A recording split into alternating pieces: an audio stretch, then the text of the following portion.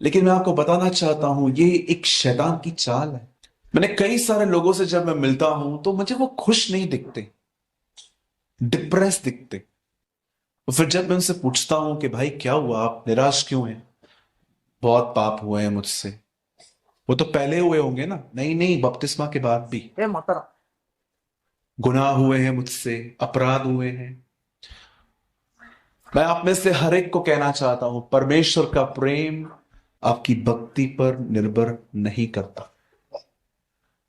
परमेश्वर तब भी आपसे उतना ही प्रेम करता था जब आप कुछ नहीं थे। परमेश्वर आपसे तब भी उतना ही प्रेम करेगा जब आप बहुत कुछ बन जाओ।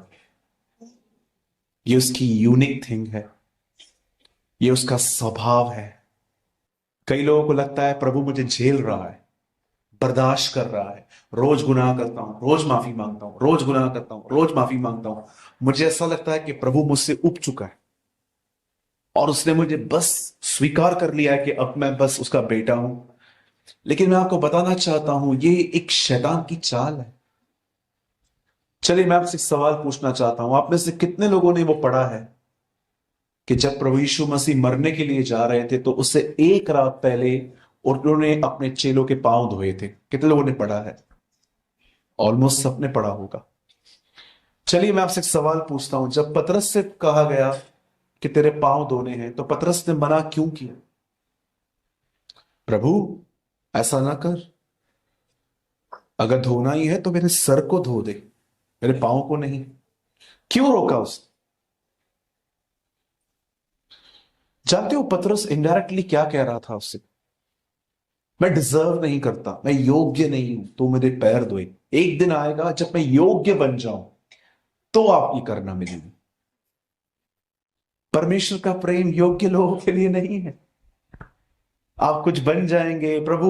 मैंने बहुतों को देखा है 40 दिन के उपवास में बड़ा फेथ रहता है प्रभु मेरे साथ है, बाकी दिन नहीं है। एक पादरी साहब ने खड़े होकर कहा मंगलवार को सब लोग चर्च में आना, मंगलवार को बड़ी प्रभु की उपस्थिति होगी क्योंकि कलीसिया उपवास और प्रार्थना कर रही है। बाकी दिन प्रभु नहीं रहता। कितना स्वयं की भक्ति पर हमें भरोसा है। सच कहता हूं, मैं एक सभा में था तो वहां पर एक पास्टर साहब ने कहा इस मंगलवार को जरूर आइएगा, इस मंगलवार को हम फास्टिंग करने वाले हैं। नो डाउट फास्टिंग में ताकत होती है, लेकिन क्या और सभाओं में प्रभु नहीं होता? सदैव याद रखिए, आप जैसे भी हैं, आप जो भी हैं, आप प्रभु के द्वारा स्वीकार किए गए। You are accepted by Jesus. Yeshu Masih ने आपको स्वीकार किया है। कितने लोग इस बात से खुश हैं? यही तो इब्राहिम की आशीष है, विश्वास के द्वारा धर्मी ठहराया जाना। आप समझ रहे हैं मेरी बातों को? और आगे बढ़े। ओके, अगर कभी भी आपसे पाप होता है तो क्या करना है? छाती पीटनी है, मैं पापी, मैं पापी, मैं पापी, मैं पापी, मैं पापी, मैं पापी। छाती पीटनी है। हाँ, तो क्या करना है? बोलिए बोलिए बोलिए। मैंने क्या कहा? मैं बहुत बेसिक से स्टार्ट करूंगा। अगर आपसे गुण, कितने लोग ये मानते हैं जब तक आप जिंदा हो आपसे गलतियां होंगी? आपसे गलतियां तब ही बंद होगी जिस दिन आप मर जाओ, उसके बाद कोई गलती नहीं होगी क्योंकि हो ही नहीं आप। जब तक आप जिंदा हो। कितने लोग ये बात जानते हैं? 90 साल की उम्र में यूहन्ना एक स्वर्गदूत के सामने झुक गया। प्रकाशित वाक्य में आपने देखा 90 साल की उम्र में भी वो गलतियां कर रहा था। स्वर्गदूत उसको उठा के खड़ा करके कहता है ऐसा न कर, परमेश्वरी को दंडवत कर, मुझे प्रणाम मत कर। आप बिलीव कर सकते हो यीशु के साथ चलने वाला व्यक्ति गलतियां करता था? किससे गलतियां नहीं होती, किससे अपराध नहीं होते? जब तक आप जिंदा हो आपसे गलतियां होंगी। कभी अपने आप को यह महसूस न करें कि ब्रदर मुझे लगता है कि प्रभु ने मुझे छोड़ सा दिया है। उसकी उपस्थिति महसूस नहीं होती। वो पहले क्या दिन थे भाई, मैं रोती थी, मैं रोता था दुआओं में, लेकिन आज मैं कुछ फील नहीं करता। जी नहीं मेरे भाई मेरी बहन, खुदा आज भी वही है। उसने आपको नहीं छोड़ा है। अगर उसने आपको छोड़ा होता ना तो वो 2000 दुष्ट आत्माएं जो उस आदमी से निकल के वहां गई थी ना, आपके अंदर आ जाती। हाँ, लेकिन आज भी आप ये कहते हो कि यीशु मेरा प्रभु है, ये साफ है कि उसने आपको नहीं छोड़ा है। चलिए बाजू वाले को एक अच्छी गुड न्यूज दीजिए, उसको बोलिए परमेश्वर ने आपको नहीं छोड़ा है।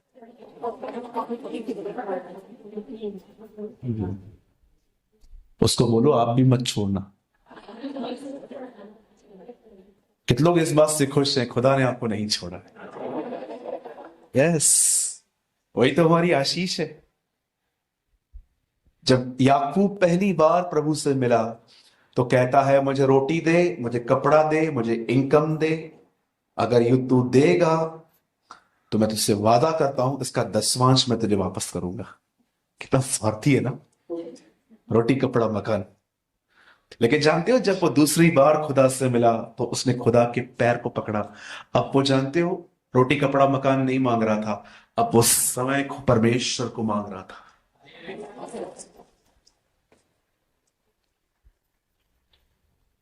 परमेश्वर ने हमें रोटी कपड़ा मकान ऐसे ही दे दिया है ताकि इन सब बातों की चिंता करके हम उसके पैर पकड़े हम, है ना।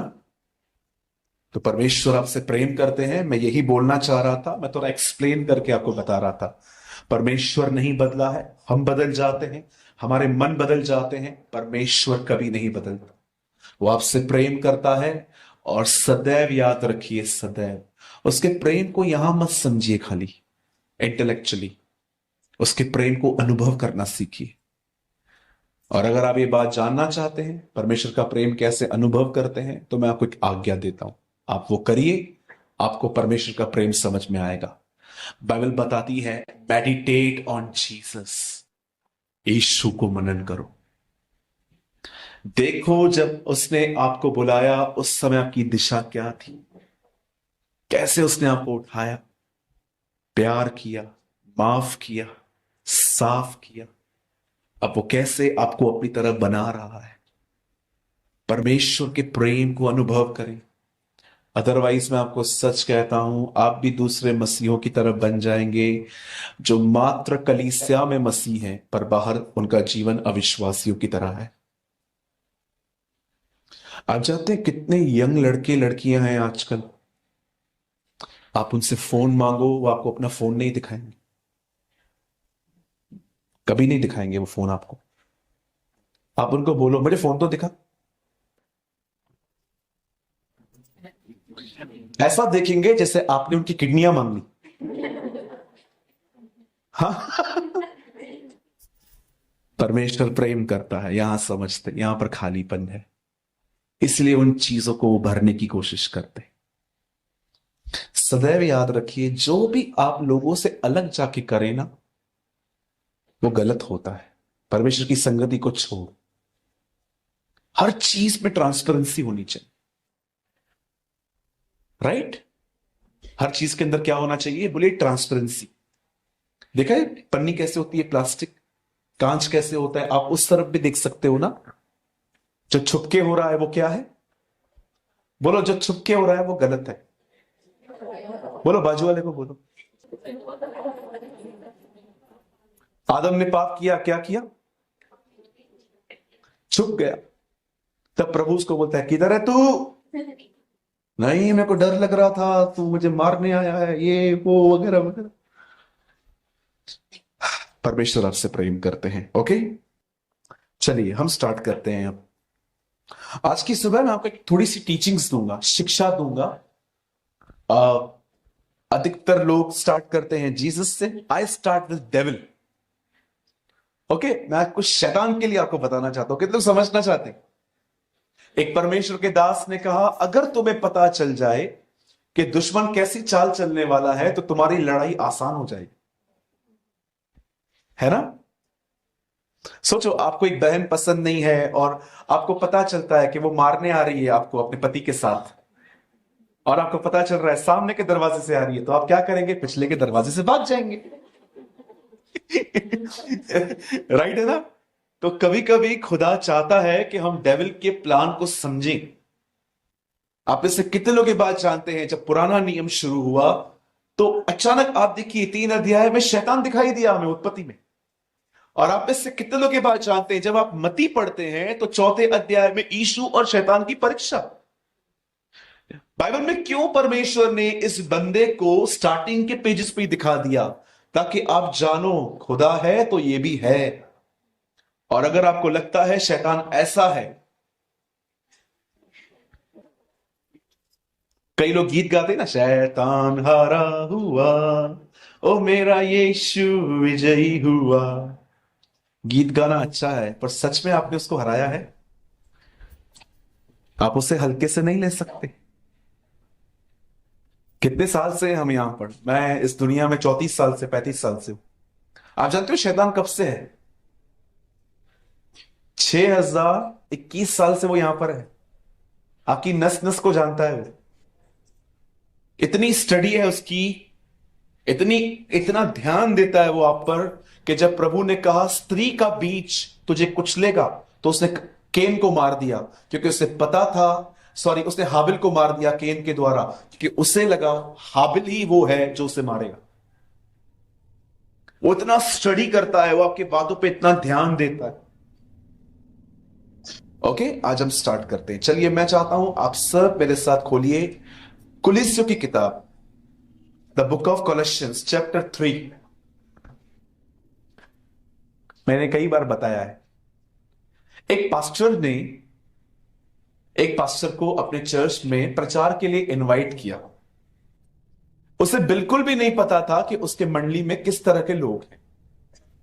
वो आए, उनको इनवाइट किया गया और उनको माइक दिया गया। तो माइक जब उनको मिला तो उन्होंने पहली चीज कही, यूहन्ना का 3:16 खोलो। यूहन्ना 3:16। तो वो कॉर्नर में एक लड़का बैठा हुआ था, वो थोड़ा गुस्से में आ गया ये सुन के, यूहन्ना 3:16। तब उसने कहा यूहन्ना 3:16। इसको और गुस्सा आ गया। जब भी ये बंदा कहता यूहन्ना 3:16, ये गुस्से में। मीटिंग पूरी हुई, पास्टर नीचे उतरा। उस बंदे ने पास्टर को पकड़ के साइड में जाके बोलता है, मेरे पास्टर ने तुमको मेरा गड़बड़ी बताया है ना? बोलता है क्यों, मैं तो पहली बार आया हूं। बोलता है नहीं, क्या यूहन्ना 3:16 3:16 बोल रहे थे? हाँ। बोल रहा था वो तो लिखा है यूहन्ना 3:16, ये क्या सामने वचन लिखा हुआ है? बोलता है नहीं, मेरे को सब पता है तुम लोग की पास्टरों की चाल, तुम सब मेरे लिए बोलते रहते हो यूहन्ना 3:16। बोला उसमें बोला क्या मैंने? बोलता है मेरा नाम यूहन्ना है, मेरी 3 बीवियां हैं, 16 बच्चे। यूहन्ना 3:16, यूहन्ना 3:16, यूहन्ना 3। यार इसको पता कैसे चला?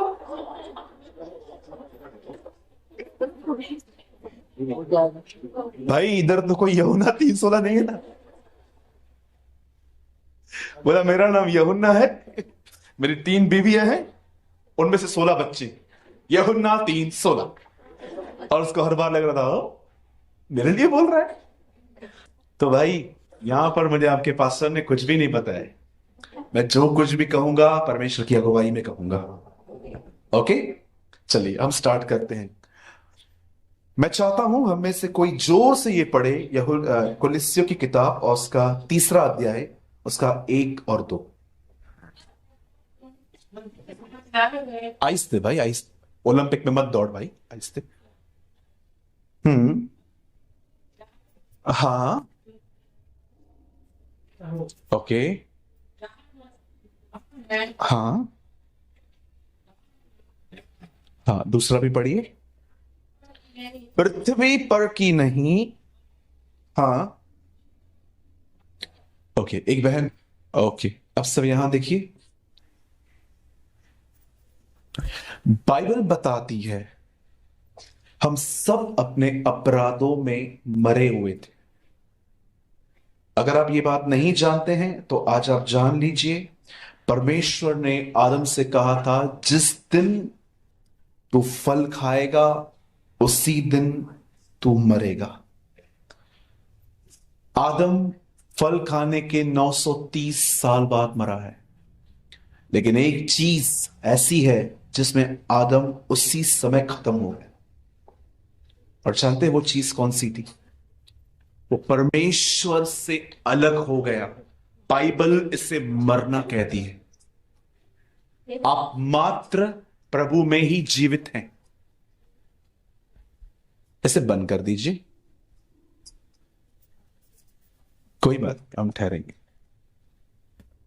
हाँ, ओके, थैंक यू। मैं आपको बताना चाहता हूं बाइबल मरना किसे कहती है। जब एक व्यक्ति परमेश्वर से अलग हो जाते हैं, बाइबल उससे मरा हुआ कहती है।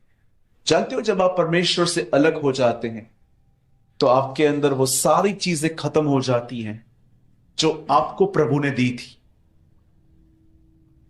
परमेश्वर की हर चीज परमेश्वर के साथ बने रहने में जीवित है। इसीलिए प्रभु ने कहा तुम मुझसे अलग होकर कभी फल नहीं ला सकते। कभी आपने इस बारे में सोचा कि प्रभु ने आदम से कहा जिस दिन तू फल खाएगा उसी दिन तू मरेगा? कहां, कैसे, क्यों? अरे आदम तो 930 साल के बाद मरा, लेकिन वो कौन सी चीज थी जिसमें आदम उसी दिन खत्म हो गया? मैंने देखा जब वो परमेश्वर से अलग हुआ, उसके पास कभी प्रभु के पास वापस जाने की इच्छा नहीं हुई। कभी आपने पढ़ा कि आदम ने हवा से कहा हमें वापस लौटना चाहिए? कभी भी नहीं पढ़ेंगे आप।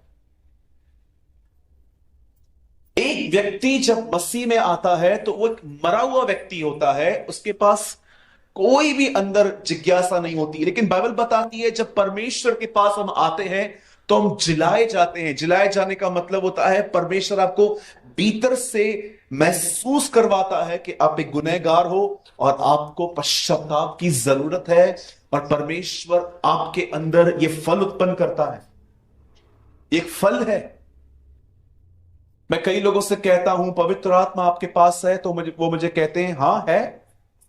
तो मैं उनको बोलता हूं क्या चिन्ह है? बोलते हैं मैं अन्य भाषा में बात करता हूं। बहुत अच्छी बात है, पर मैं आपको बताना चाहता हूं जिस आदमी में पवित्र आत्मा काम कर रहा है, मैं आपको बताना चाहता हूं उस आदमी के अंदर एक ऑसम फ्रूट, एक अद्भुत फल ये रहता है कि जब भी वो गुनाह करता है उसके बाद भी वो परमेश्वर की तरफ रिपेंट करके वापस लौट जाता है। ये एक महान फल होता है। जब परमेश्वर आपके अंदर काम करेगा ना, इसका मतलब यह नहीं है कि आपसे गुनाह नहीं होगा, पर गुनाह करने के बाद आप जल्दी से माफी मांग के परमेश्वर के पास लौट आएंगे, क्योंकि आप में वो जीवित है।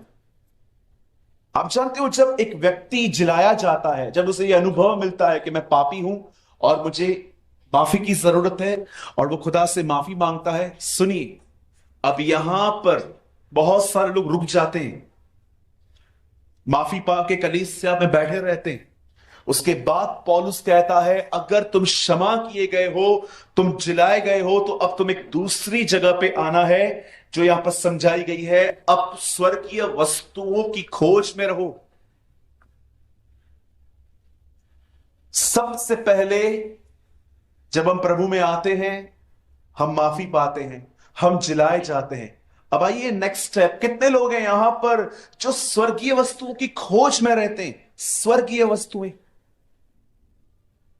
आज बहुत सारे लोग माफी पाके कलीसिया में बैठ गए हैं, सर्विस अटेंड करते हैं, अलग अलग पास्टरों को सुनते हैं, यूट्यूब पे सुनते हैं। बहुत अच्छी बात है, कुछ भी गलत नहीं है। पर कितने लोग हैं कि माफी पाने के बाद आप चुप नहीं बैठे हो, अब आप स्वर्गीय वस्तुओं की खोज में हो। किस तरफ आपका जीवन जा रहा है? बस रोज कलीसिया जाना है, स्तुति करनी है, थोड़ी सी आराधना करनी है, घर लौट आना है, तारक मेहता देखना है, सो जाना है। That's your life.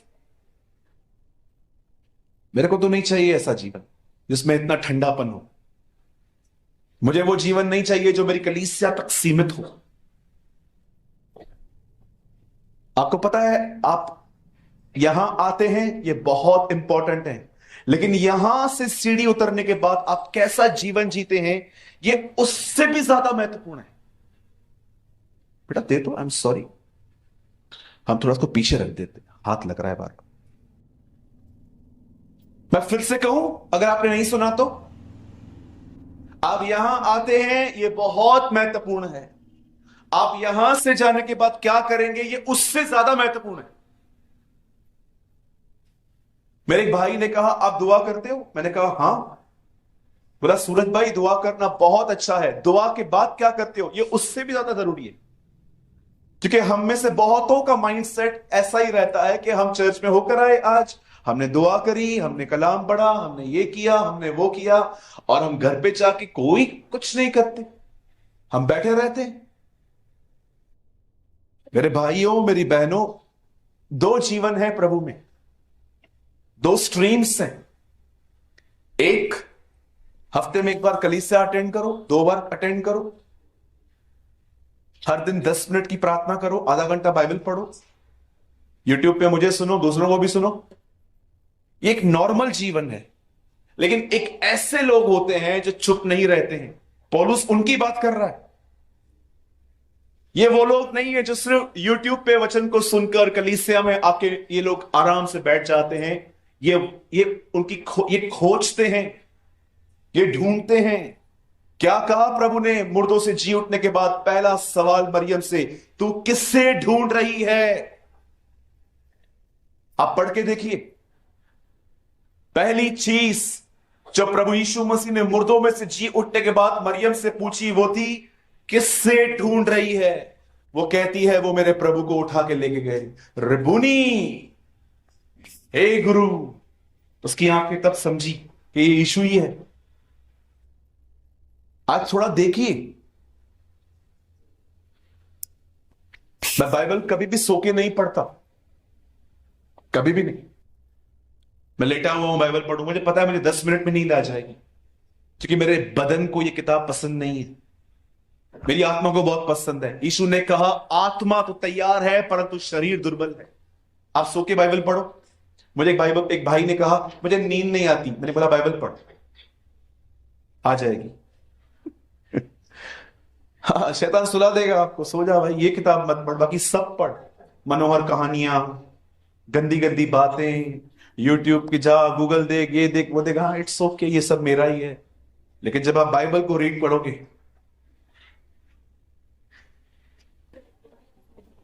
हाँ, मुझे बहुत लोग कहते हैं मुझे नींद आती है, आएगी ना भाई, आराम से। मैं हमेशा बाइबल ऐसे पढ़ता हूं बैठ के, ऐसे। अपने बॉस को आराम नहीं देता मैं कई बार, मैं नहीं, ऐसा ही बैठ। मेरा शरीर बोलता है सो जाना, लेट के पढ़ना। नहीं, तेरी सारी चालें मुझे पता है। हाँ बिल्कुल, मैं आपको समझा रहा हूं, माफी मुफ्त है। खुदा में बढ़ना है, कीमत चुकानी पड़ेगी। क्या कहा उन 5 कुंवारियों को? उन 5 कुंवारियों ने, हमें तेल दे दो। उन्होंने क्या कहा? हाँ दे रही हूं, जाओ मोल लो, परचेस करो। कुछ चीजें हमें परचेस करनी पड़ती हैं, उसके लिए आपको टाइम देना पड़ता है, एनर्जी देनी पड़ती है। शरीर खुदा के सामने अवेलेबल रखना चाहता है।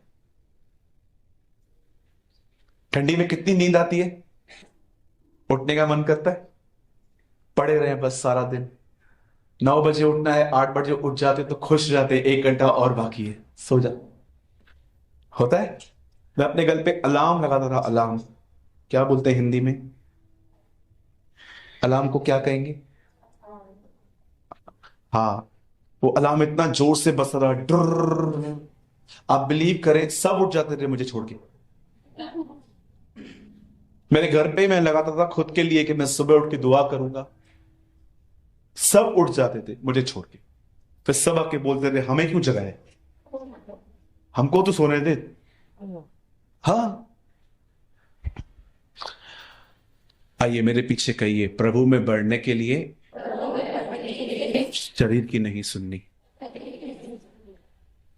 ठीक है, ये वर्ड बाजू वाले को भी बोलिए। आप जानते हैं आपका सबसे बड़ा दुश्मन कौन है? हाथ लीजिए, ऐसे ऐसे करें, अपने ऊपर रखें।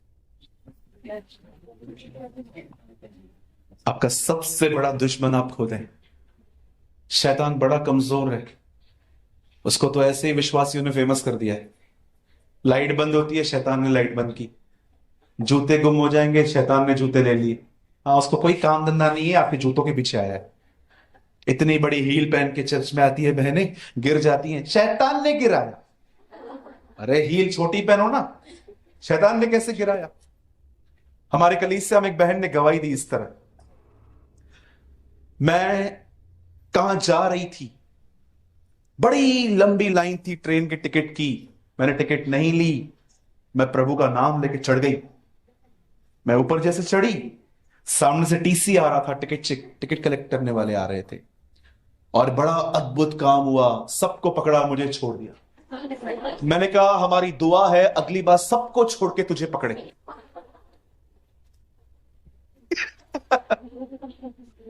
हाँ बिल्कुल, ऐसो का तो यही होना चाहिए ना, विदाउट टिकट आप जाओगे। और बड़े घमंड से बात कर रही थी। मैंने कहा बहन मेरी दुआ है, मैं सबके सामने कहा अगली बार सबको छोड़ दे, लेकिन प्रभु उसको अगुवाई करे आपके पास आने की, कि इसके पास टिकट नहीं है। ऐसी ऐसी गवाहियां देते हैं लोग। शैतान कुछ भी नहीं है, वो मात्र 25% स्ट्रांग है, 75% अपना शरीर करप्ट है। इसलिए वो बताती है पुराने मनुष्यत्व को उतार के फेंको, क्योंकि पुराने मनुष्यत्व को बहलाकर फुसलाकर ही वो आपसे गुनाह करवाता है। आप जानते हो यहां पर पौल कहता है अगर आप जिलाए गए हो तो अब आपके पास एक दूसरा काम है, और वो ये है कि आपको स्वर्गीय वस्तुओं की खोज में रहना चाहिए। परमेश्वर का अभिषेक, प्रभु की उपस्थिति में जीना, परमेश्वर के वचनों का प्रकाशन पाना, दान पाना, वरदान पाना, प्रभु की चाल समझना, प्रभु की गति समझना, ये सारी स्वर्गीय बातें हैं। कितनों की बात जानते हैं दाऊद ने गोलियत को कैसे मारा? आपको लगता है 17 साल 18 साल का लड़का इतने बड़े दानव से लड़ा? वो कैसे हुआ? आप में से कितनों की बात जानते हैं जब दाऊद गोलियत के सामने खड़ा हुआ, वही अभिषेक जो उसके ऊपर शेर को फाड़ने के लिए उतरता था, वही सेम अभिषेक उसके ऊपर तब भी आया, और उसने पत्थर लिया और पत्थर को मारा। कितने पत्थर थे उसके पास? 5। उसका यह फेथ नहीं था कि 5 से मरेगा, उसका यह भी फेथ नहीं था कि 5 में से एक तो लगेगा। आप आराम से कलाम को पढ़िए, आगे चल के आपको पता चलेगा गोलियत के और 4 भाई थे, दाऊद 5 को मारने निकला था। दाऊद सबको मार के वापस लौटता, क्योंकि दाऊद जानता था युद्ध मेरा नहीं है परंतु परमेश्वर का है, परमेश्वर लड़ेगा मेरी तरफ से। लिसन, वेट, आपको क्या लगता है ये हियाव किसका है? डर के लोग मर रहे हैं, पता नहीं क्या होगा, मेरी एंगेजमेंट टूट रही है, मेरी शादी टूट रही है, ये हो रहा है, वो हो रहा है, ये हो गया, वो हो गया। डर डर के लोग मर रहे हैं। क्यों? उनके पास बोल्डनेस नहीं है आज, क्योंकि उनके ऊपर अभिषेक नहीं है। अभिषेक एक आदमी को बोल्ड करता है, आप और मैं नहीं कर सकते। इसीलिए बाइबल बताती है कड़े विरोध में भी प्रेरितों के काम में आप हर जगह देखोगे कि वो परमेश्वर के राज्य का प्रचार करते रहे। क्यों? क्योंकि उनके ऊपर अभिषेक था। वो अभिषेक उन्हें ऐसे ही नहीं मिला, उन्होंने उसकी खोज की, उन्होंने समय दिया, उन्होंने दुआएं करी। पापों की क्षमा चुटकियों में मिलती है, परमेश्वर का अभिषेक ऐसे ही नहीं मिलता, उसके लिए घुटने काले करने पड़ते हैं। पास्टर जी हाथ रख दो, पास्टर जी हाथ रख दो, क्या होगा इससे? पांव रखूं, हाथ रखूं, पूरा आ जाऊं, क्या होगा? हाथ तो रख दो। एक कलीसिया में मैं गया था, मीटिंग में उन लोगों ने कुछ नहीं सुना, मैं जैसे नीचे उतरा, हाथ तो रख दो। मैंने कहा हाथ काट के देता हूं, घर ले जाओ, सदैव अपने ऊपर रखो। कितने लोग हैं मुझे बताइए इन इन वस्तुओं की खोज में रहते हैं? प्रभु ये लिखा हुआ है, ये मुझे चाहिए। वचन देहधारी हुआ, वर्ड बिकेम फ्लैश। ये जो लिखा हुआ है ना, दाऊद के जीवन में था। मैं कई बार जब बाइबल में पढ़ता हूं, अरे यार 17 साल का लड़का इतना लड़ने के लिए गया है, ये इतना हियाव कहां से आया? मैं 2 मिनट बाइबल बंद करके प्रभु को पुकारता हूं, लॉर्ड आई वॉन्ट दिस, मेरे को ये चाहिए। जो कीमत होगी मुझे तू बता, मुझे कितना समय बैठना है, मुझे ये चाहिए। मैं डर डर के जीवन नहीं जीना चाहता प्रभु। मैं उन मसीहों की तरह नहीं जीना चाहता जो संसार के सामने यीशु का नाम लेने से घबराते, जिनकी उनकी नामधराई होगी, उनके लिए अलग अलग बातें कहेंगे लोग, ये हो गया, वो हो गया, वो हो गया, ये हो गया, धर्म बदल दिया, पैसे मिल गए। पैसे मिलते हैं प्रभु में आने के। एक भाई ने मुझे बोला, आप प्रभु में गए? मैंने कहा हाँ। कितना पैसा मिला? मैंने बोला आई ला, मिला, थैली घूमती है, डालना पड़ता है। मिला कैसे? मुझे तो डालना पड़ता है। अभी थैली आएगी थोड़ी देर में आपके पास, डालना पड़ेगा। अब जहां पर बैठे हो, इधर बैठने का खर्चा है। ये पंखा फ्री में नहीं है। देखिए ये जो हवा खा रहा हूं ना, ये भी 58, 1 रुपया, 1.5 रुपया खर्चा है इसका। तो कौन भरेगा? हम ही भरेंगे, चर्च के लोग भरेंगे। टेल मी, मुझे बताइए कितने लोग हैं यहां पर जो इन वस्तुओं को खोजते हैं? अभिषेक, प्रभु की उपस्थिति। आप जानते हो जब खुदा की हुजूरी आती है तो क्या होता है? चरित्र बदल जाता है, नेचर चेंज हो जाता है।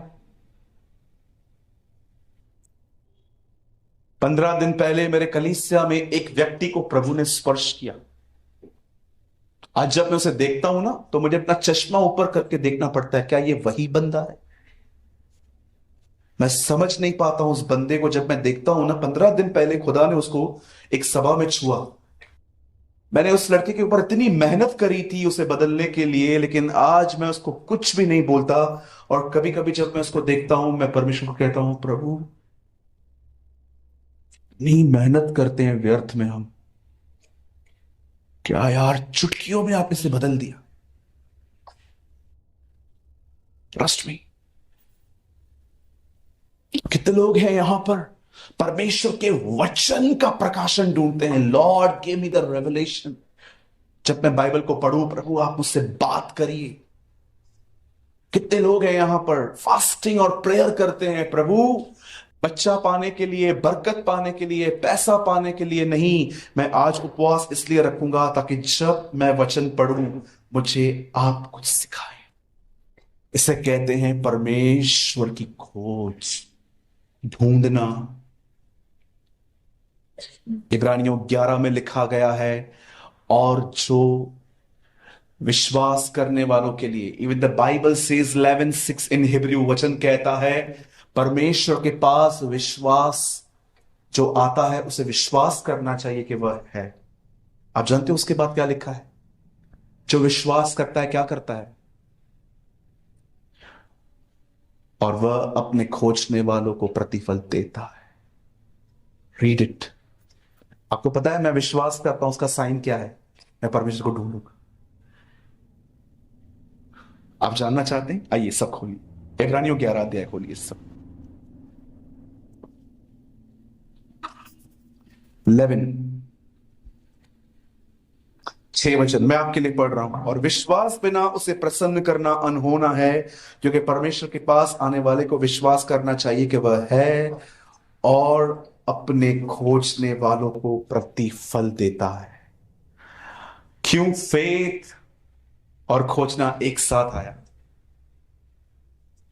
जो विश्वास करता है वो उसे ढूंढता है।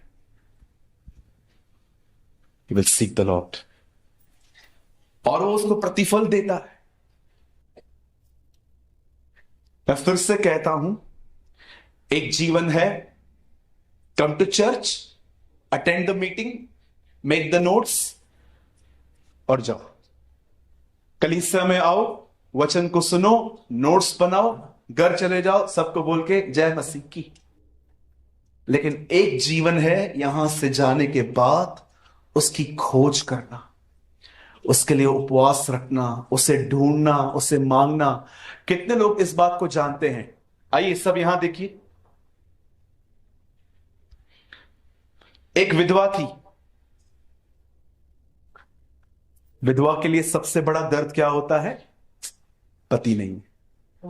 A great pen. वो अपना पति खो चुकी थी, और एक दिन उसके ऊपर कुछ तकलीफ आई तो एक न्यायाधीश के पास गई। न्यायाधीश से कहती है प्लीज आप कुछ करें। And the Bible says he was a corrupt man. वो जो व्यक्ति था वो एक करप्ट व्यक्ति था। कई बार उसने उसको नहीं सुना, लेकिन एक दिन ऐसा आया जब उसे बहुत ज्यादा वो इरिटेट हो गया, तब उसने कहा ठीक है मैं तेरे लिए कर देता हूं।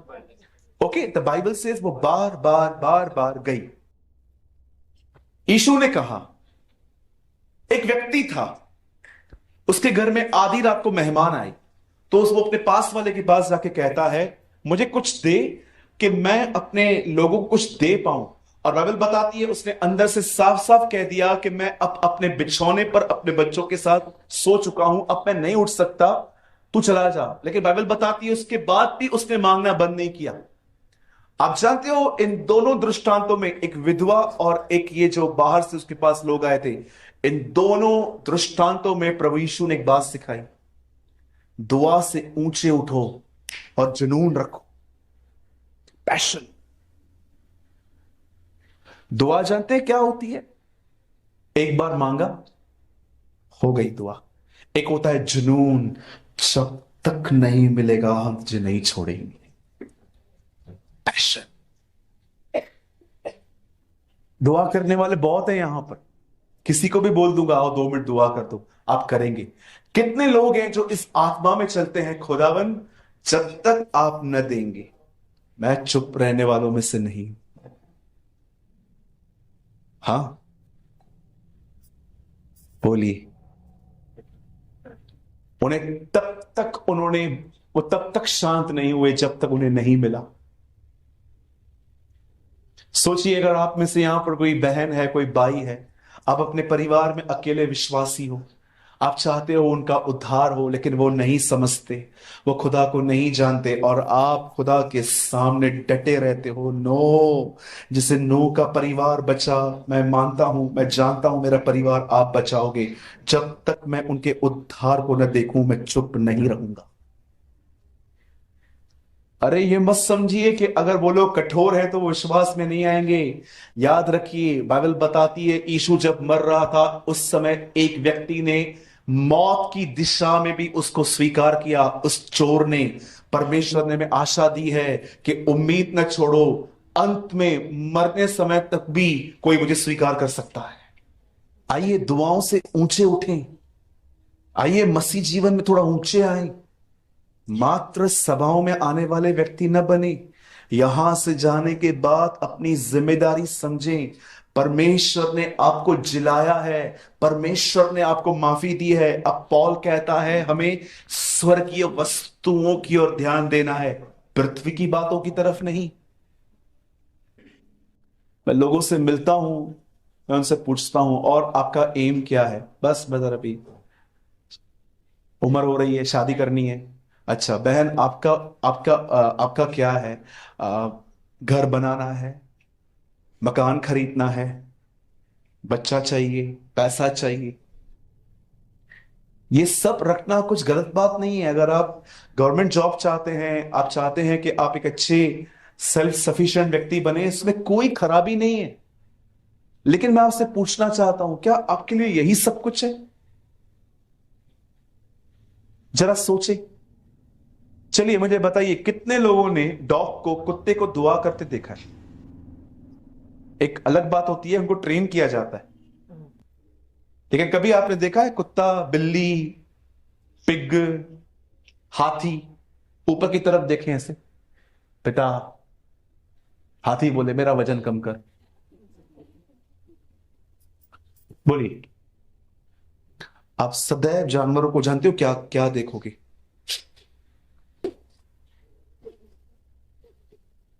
डू यू नो, वो कभी ऊपर नहीं देखते। आप नोटिस करो, मैंने पढ़ा है उनके बारे में। क्यों? क्योंकि उनमें आत्मा नहीं है, वो प्राण और शरीर से बने हैं। लेकिन जानते हो, जब खुदा ने आपको बनाया तो आपको एक एक्स्ट्रा चीज दी उसने। आपको पता है इंसान और जानवर कैसे बने? सेम मिट्टी से। आप पढ़ के देखिए, परमेश्वर ने क्या कहा, पृथ्वी से सारे जीव जंतु उठे। आपको पता है जिस मिट्टी से आप बनाए गए हो उस सेम मिट्टी से वो बनाए गए, कोई फर्क नहीं है। मरने के बाद एक इंसान को गाड़ दो वहां पर और जानवर को गाड़ दो, आपको समझ में नहीं आएगा इंसान कौन है जानवर कौन है, वो इतने सेम है। लेकिन खुदा ने एक चीज उन्हें नहीं दी जो उसने हमें दी, उसने मनुष्य में फूका, उससे अपना आत्मा दिया। क्यों? ताकि हम ऊपर देखना सीखे। क्यों ऊपर देखना सीखे? देखिए उनमें नहीं है, इसीलिए आप उनको टीच करना पड़ता है, उनको इशारों में उनको समझाना पड़ता है, लेकिन हमारे अंदर उसका अंश है। We have the part of God, हमारे अंदर उसने दिया है। आप जानते हो नूह की खिड़की में, सिर्फ नूह के जहाज में एक ही खिड़की थी जो ऊपर की तरफ खुलती थी, ताकि नूह आसपास न देखे, सदैव ऊपर देखे। आज पूछिए अपने बाजू से, अपने आप से, यहां से जाने के बाद आपकी जिम्मेदारी क्या है? सिर्फ बच्चे पालना, बस अपने काले पीले को देखना, ये मेरा लाल है तो क्या हमारे काले पीले, बस आपकी यही जिम्मेदारी है, बस बच्चों को पालो। मैं अंबिकापुर में था एक बार, बहुत दूर है यहां से, वहां पर मैं गांव में था, मैं प्रचार के लिए गया था। वहां पर लोग चलती हुई सभाओं में, जानते हो कैसे वर्ड सुन रहे थे?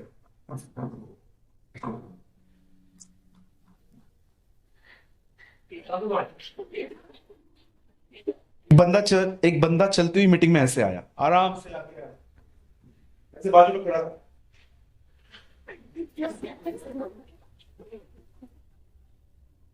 बोला, अब सोचो ऐसे लोगों के सामने प्रचार करना, कि कोई पढ़ा लिखा नहीं था, अब पढ़े लिखे थे नहीं बेचारे।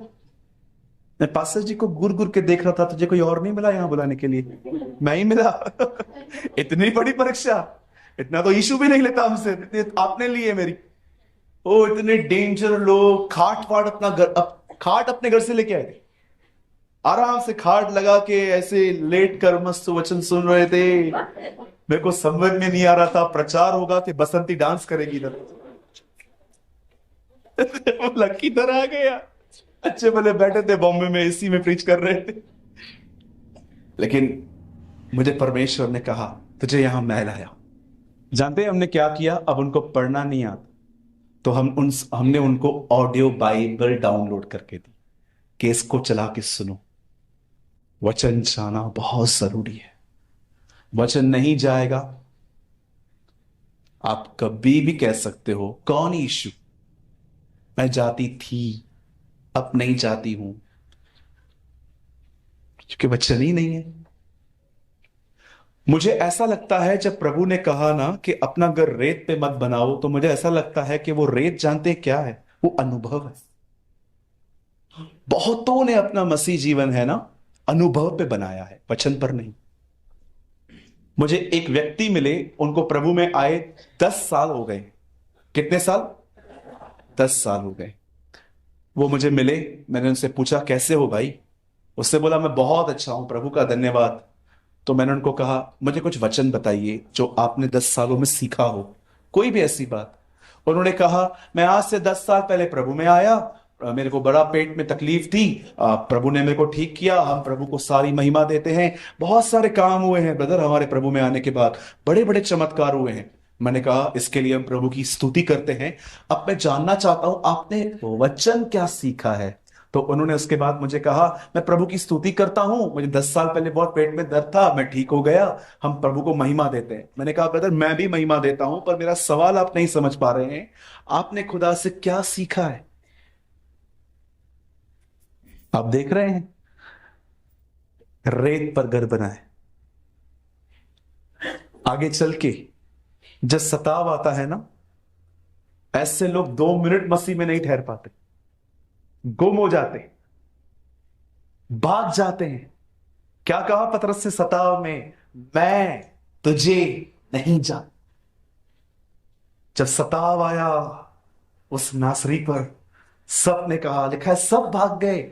एक ने कहा नहीं जानता मैं उसे, दोबारा पकड़ा गया, तू भी गलीली है, तू भी उसके गांव का है, मैं उसे नहीं जानता। तीसरा इनकार तो उसने मात्र एक छोटी बच्ची के सामने किया, मैं कह चुका हूं मैं उसे नहीं जानता, भाग गया। क्या कहती है बाइबल यहूदा में? अंत के दिनों में वे अपने अद्भुत स्वामी का इनकार करेंगे, दे विल डिनाई, वो उसको इनकार करेंगे। आज मुझे बताइए कितने लोग हैं, मुझे बताइए तकलीफों में जब देखते हैं कि दुआएं नहीं सुनी जाती, जब वो देखते हैं कि परिवार सता रहा है, जब वो देखते हैं चर्च के अंदर भी पॉलिटिक्स भरी हुई है, एक को ज्यादा पूछा जाता है, दूसरे को कम पूछा जाता है, उसके बाद भी आप खुदा के साथ चलना बंद नहीं करते। ये ये वो लोग हैं जो उसके वचन को जानते हैं। बाकी हम जा रहे हैं आपकी मंडली को छोड़ के, क्यों? आप ठीक नहीं है। क्यों बदलते हैं मंडली जानते हो? क्योंकि वचन नहीं है। एक भाई ने कहा, मैं आपके चर्च में आना चाहता हूं। मैंने कहा, वेलकम। एक सवाल के साथ, पुरानी मंडली क्यों छोड़ी आपने? मैं एक पास्टर हूं, मेरा हक तो है इतना जानना कि अगर मेरे पास कोई दूसरी मंडली से आ रहा है तो मैं उसे इतना सवाल पूछ सकूं कि आपने पहली मंडली क्यों छोड़ी। तब उन्होंने कहा, हमारे यहां पर लोग अच्छे नहीं हैं। तब मैंने कहा, अब हमारे पास ना आए, हमारे लोग उससे भी बुरे हैं। उन्होंने कहा, क्या आप मुझे चर्च आने के लिए मना कर रहे हैं? मैंने कहा, देखिए ब्रदर, अगर आप लोगों की वजह से चर्च छोड़ रहे हैं तो मैं आपको लिख के दे सकता हूं, 15 दिन के बाद आपको मेरे लोगों से भी प्रॉब्लम होगा। पर अगर आप खुद को बदलना चाहते हैं ना, come, we have a wonderful fellowship. अगर आपको खुद को बदलना है तो हमारे कलीसिया में आइए। हम एक ऐसा झुंड हैं, हम दूसरों में नहीं, खुद में बदलाव पाना चाहते हैं। यू नो, आजकल वचन न होने के कारण अब देखिए, लोगों ने घर, क्यों प्रभु ने कहा मत्ती 5, 6, 7 प्रचार करने के बाद, अपना घर चट्टान पे बनाओ। Make your house on a rock.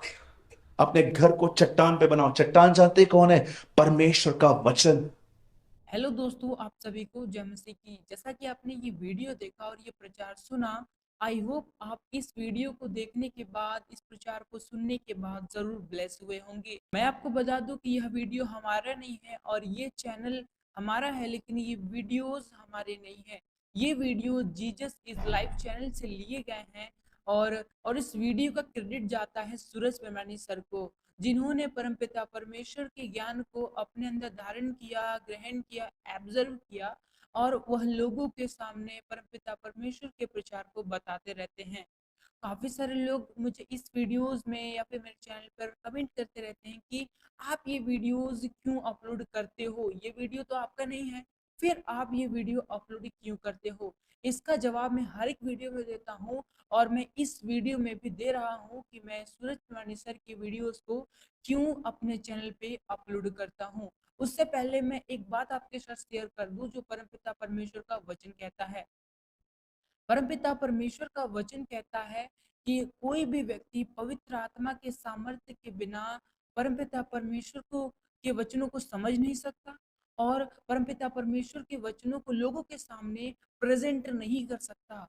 और इसी में आपका जवाब है। आपका ये जो प्रश्न है कि आप सूरज परमेश्वर के वीडियोस को अपने चैनल पे क्यों अपलोड करते हो, उसका जवाब आपको इसी वचन में मिल जाएगा जो मैंने अभी कहा कि परमपिता परमेश्वर के सामर्थ्य के बगैर परमपिता परमेश्वर का प्रचार बिल्कुल नहीं हो सकता। अगर आप इस चैनल के थ्रू, अगर आप परमपिता परमेश्वर के वचनों को सुन रहे हो, ब्लेस हो रहे हो और परमपिता परमेश्वर के ज्ञान में आगे बढ़ रहे हो, तो यह हो ही नहीं सकता कि परमपिता परमेश्वर के अनुपस्थिति में ये सारे कार्य हो रहे हैं और ये वीडियोस परमपिता परमेश्वर की उपस्थिति के बगैर अपलोड किए गए हों या आपके तक पहुंचे होंगे। मैं आपसे केवल इतना ही कहना चाहता हूँ कि जब आप इस वीडियो को देख रहे हो, ब्लेस हो रहे हो, तो इसका मतलब ये है कि परमपिता परमेश्वर की उपस्थिति है, पवित्र आत्मा की उपस्थिति है, तभी आप इस चैनल के थ्रू जो वीडियोस आपको मिल रहे हैं, आप उनसे ब्लेस हो रहे हो।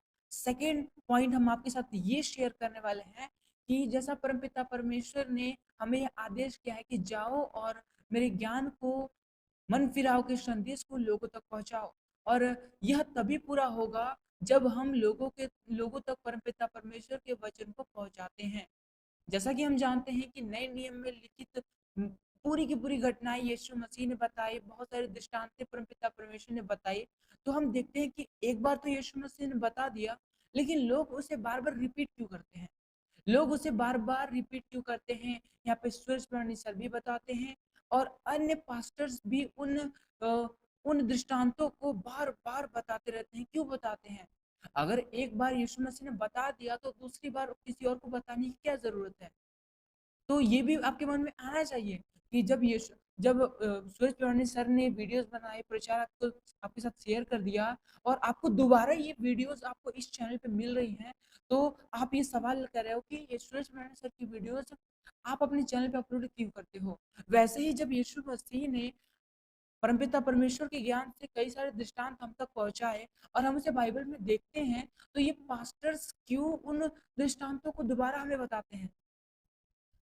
क्योंकि हम उन दृष्टांतों को बार-बार सुने और समझे और जितनों ने नहीं सुना है, जितने नए नए लोगों ने नहीं सुना है, वह इसे सुने और ब्लेस हो।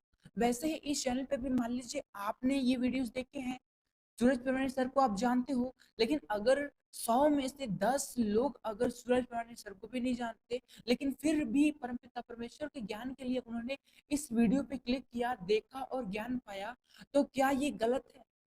मैं आपसे पूछना चाहता हूँ, क्या ये गलत है? आप तो बहुत ईज़िली कमेंट कर देते हो कि आप दूसरे की वीडियोज़ कॉपी करते हो, ये करते हो, वो करते हो। लेकिन क्या आपने सोचा है कि आप देख रहे हो, आप जानते हो कि हाँ, ये किसकी वीडियो है।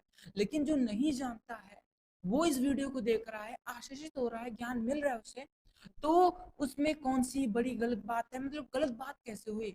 जब हम यीशु मसीह के वचनों को बार-बार सुन सकते हैं, तो हम सूरज प्रमाणी सर के द्वारा बताए गए उन वचनों को दोबारा क्यों नहीं सुन सकते? आप दोबारा सुन रहे हो सकता है कोई और दोबारा नहीं फर्स्ट टाइम सुन रहा हो, तो आप ऐसे कमेंट करते हो, कॉपी कर दिया, ये कर दिया, तो फिर इसमें आप क्या इफ़ेक्ट देना चाहते हो? आप क्या बताना चाहते हो? तो आज का मेरा कहने का मतलब इतना ही है कि ये जो वीडियो है सूरज प्रमाणी सर की है, लेकिन वचन उनका नहीं है। वचन परमपिता परमेश्वर का है, यीशु मसीह का है, पवित्र आत्मा के द्वारा कही जाती हैं। और ये जो पुस्तकें हैं, मत्ती है, मरकुस है, यूहन्ना है, जरूर है, लिखा तो मत्ती और यूहन्ना नहीं है, मरकुस नहीं है, इन लोगों ने लिखा है, लेकिन लिखवाया किसने है? परमपिता परमेश्वर ने। वैसे ही लोग परमपिता परमेश्वर को बताते तो जरूर हैं, लेकिन बताने वाला परमेश्वर है, पवित्र आत्मा है, जिसके सामर्थ्य से हर एक व्यक्ति बताता है। तो हम ये नहीं कह सकते कि ये वीडियो इसका है, ये वीडियो उसका है। ये सारी वीडियो पवित्र आत्मा की है, क्योंकि जो शब्द है पवित्र आत्मा के हैं। आई होप आपने इस वीडियो को देखा, समझा, जाना और आपने काफी सारी चीजें सीखी होंगी। तो आज की वीडियो को हम यहीं तक रखते हैं। आई होप आपने समझा होगा। मिलते हैं नेक्स्ट वीडियो में। आप हमारे चैनल पे जाकर काफी सारी वीडियोस देख सकते हो और ज्ञान ले सकते हो, जैसा कि आपके साथ भी मैंने शेयर किया कि आप काफी सारे वीडियोस देखो और उनसे ज्ञान लो। आपको इससे मतलब नहीं होना चाहिए कि वीडियो किसकी है, कहाँ देखने को मिल रही है। बस इससे मतलब होना चाहिए वचन किसका है, परमपिता परमेश्वर का वचन है, उसे समझो, उसे जानो और उसे ग्रहण करो, एक्सेप्ट करो। आज की वीडियो में यहीं तक रखते हैं। मिलते हैं नेक्स्ट वीडियो में। आप सभी को जय मसीह की।